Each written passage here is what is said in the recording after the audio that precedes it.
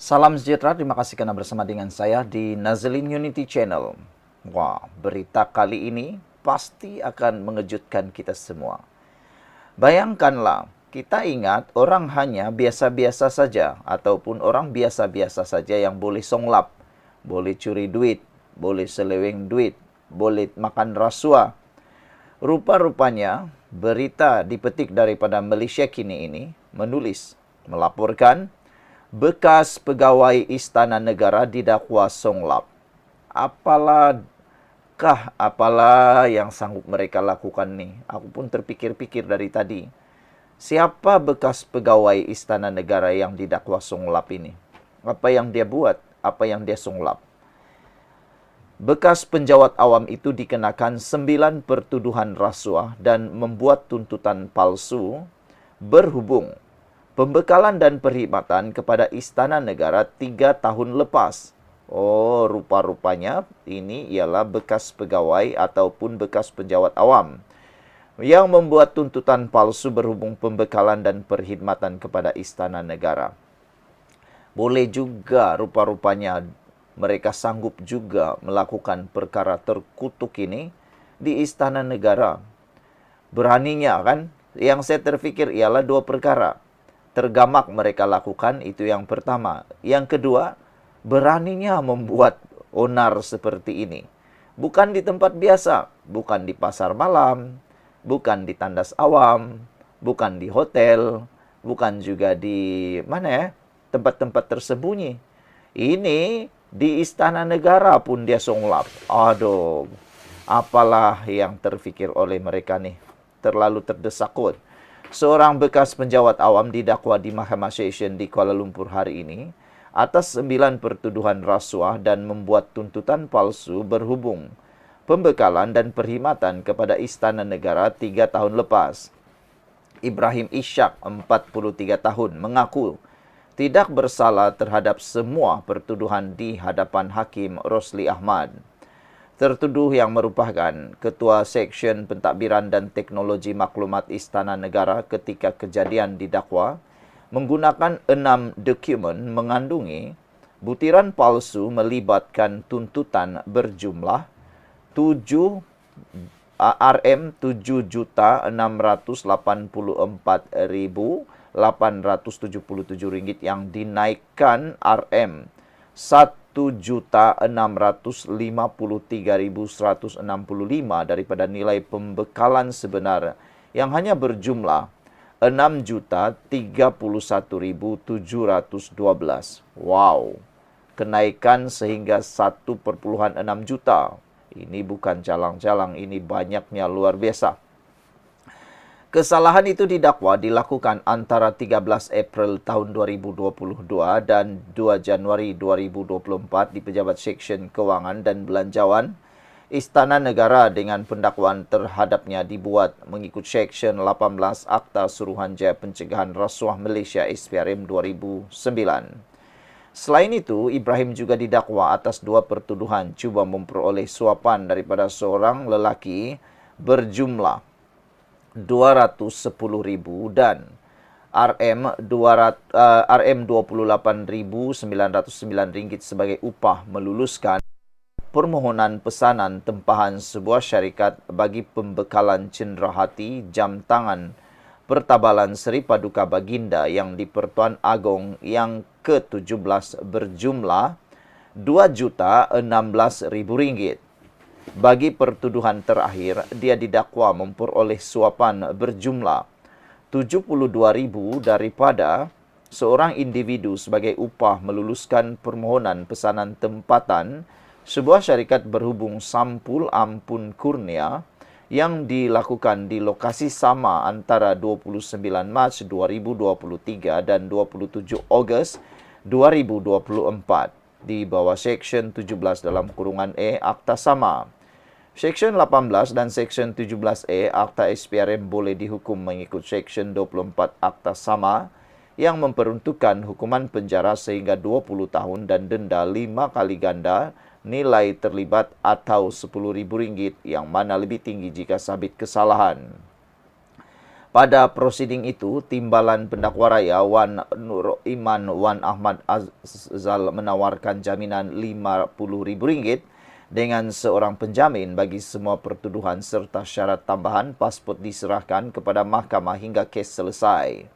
Mahkamah membenarkan jumlah dan syarat itu serta menetapkan 4 Mac untuk sebutan semula kes. Tertuduh diwakili Peguam Aiman Abdul Rahman. Sekalian, itulah dia satu pencapaian luar biasa daripada SP.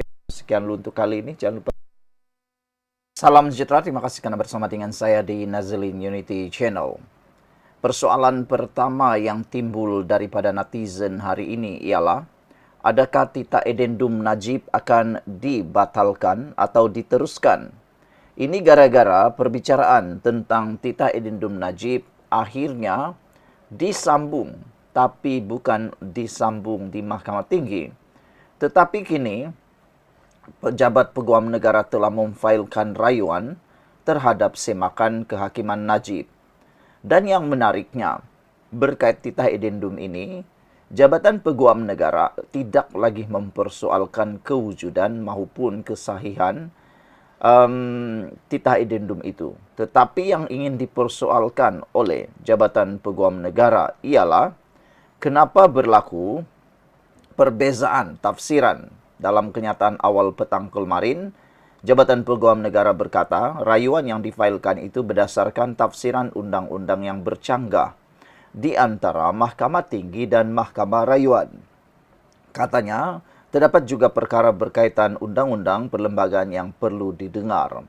Jabatan Peguam Negara memfailkan notis untuk memohon kebenaran daripada Mahkamah Persekutuan untuk merayu keputusan Mahkamah Rayuan berhubung semakan kehakiman Najib Razak. Kali ini pastinya menjadi nasib Najib ditentukan oleh 5 hakim di Mahkamah Persekutuan. Mahkamah tertinggi di Malaysia, mahkamah paling besar di Malaysia iaitu Mahkamah Persekutuan. 5 hakim akan bersidang untuk mendengar rayuan ini jika dibenarkan. Dan yang lebih menarik, ianya bukan lagi tentang kesahihan mahu kewujudan Tita Edendum itu, tetapi ia berdasarkan kepada tafsiran undang-undang yang bercanggah. Mana satu yang akan digunakan pakai? Sama ada Mahkamah Tinggi ataupun Mahkamah Rayuan. Dan ianya akan dibincangkan oleh 5 orang hakim. Saudara-saudara sekalian, yang lebih menarik lagi ialah Mahkamah Tinggi Kuala Lumpur sebelum ini telah pun menolak permohonan semakan kehakiman sebelum itu. Tita Edendum atau tita tambahan yang ditandatangani oleh Al-Sultan Abdullah Sultan Ahmad Shah itu melibatkan kebenaran agar Najib menghabiskan baki hukuman penjara di rumah di Kajang berbanding di penjara Kajang. Istana Pahang sebelum ini mengesahkan kewujudan Edendum itu dalam surat yang dikemukakan di mahkamah. Bagaimanapun, Peguam Kerajaan berhujah, Edendum terbabit tidak dibincangkan semasa Lembaga Pengampunan Wilayah Persekutuan bersidang dan dipengerusikan oleh Al-Sultan Abdullah yang menjadi agung ketika itu. Yang menjadi buah mulut rakyat Malaysia ialah tentang titah Edendum itu yang tidak dibincangkan semasa Lembaga Pengampunan Wilayah Persekutuan bersidang dan dipengerusikan oleh Al-Sultan Abdullah yang menjadi agung ketika itu. Maknanya mudah.